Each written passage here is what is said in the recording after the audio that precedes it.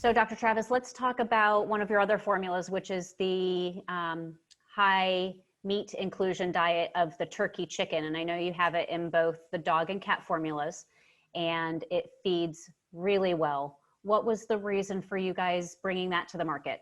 Before we set out to make any of our diets, we kind of look at the landscape and look at what the consumer's after. We're not trying to make diets to make them and then force them down anybody's throat. We feel that there was a good opportunity to present a really high meat, high protein, ultra low carbohydrate diet formulation, because there were some popular diets that maybe 10, 15 years ago that were around that qualified as quote unquote grain free, and grain free moniker kind of carries with it that feed your dog like a wolf philosophy. And that's how those diets started off about 10 to 15 years ago. But over time, those diets kind of got abused, the style of diet, to where more and more grains were being included, not grains, but non-grain starch sources were being included, heavy and carbs.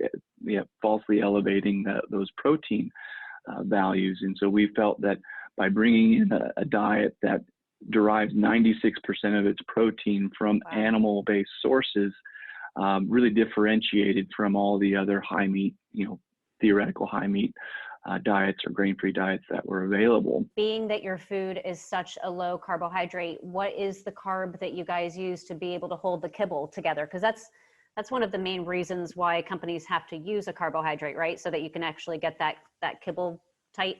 Tapioca is the sole starch source within the diet, and it's the 8th ingredient on the ingredient list. And so it's not high by up nature there. It's not high up there, and it's solely intended to help hold that kibble together, because we're trying to pack as much meat as we possibly can into that kibble. Now, if memory serves me correctly, I think that you guys are probably our lowest carbohydrate dry food on the shelf. Your dog is 14% and your cat is 11%. Is that correct? Yes, ma'am. That's correct. Yep. That's amazing. As far as we're aware, they're the low carb leaders in the industry right now. So I've seen that a lot of different cats and dogs throughout the years develop diabetes problems, and the only thing that I can relate it to, and some of the research that I've done, is the high carb content in a lot of the processed foods. It just has to do with calories in versus calories out, and exercise, all things in moderation, just as we try and do ourselves. When it comes to carbohydrate and glycemic index, it's actually one of those things that doesn't really apply to dogs. I know that's kind of news to a lot of people, but dogs tend to get a different type of diabetes than cats and humans. Dogs tend to get type 1 diabetes, which isn't necessarily derived from their dietary type. A lot has to do with genetics and just how they're made. Cats are the ones that that carbohydrate conversation really comes into play with them, because much like people, eating those processed foods, eating those starch-rich foods can tip them over and predispose them to developing diabetes. But cats are obligate carnivores, have no requirement for carbohydrates. Actually, the same with dogs as well. And so that's why that high meat, low carb feeding philosophy really tailors to their kind of innate carnivorous nature, if you will. I like that the cat food is also good for ferrets. Obviously, we know that ferrets are carnivorous, and they're obligate carnivores too, I believe.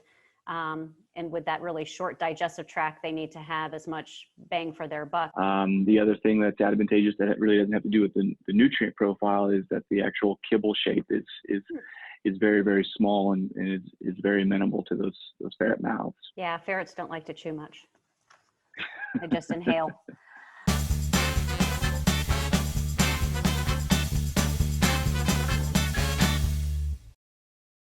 I hope you enjoyed our video. If you did, please be sure to give it a like.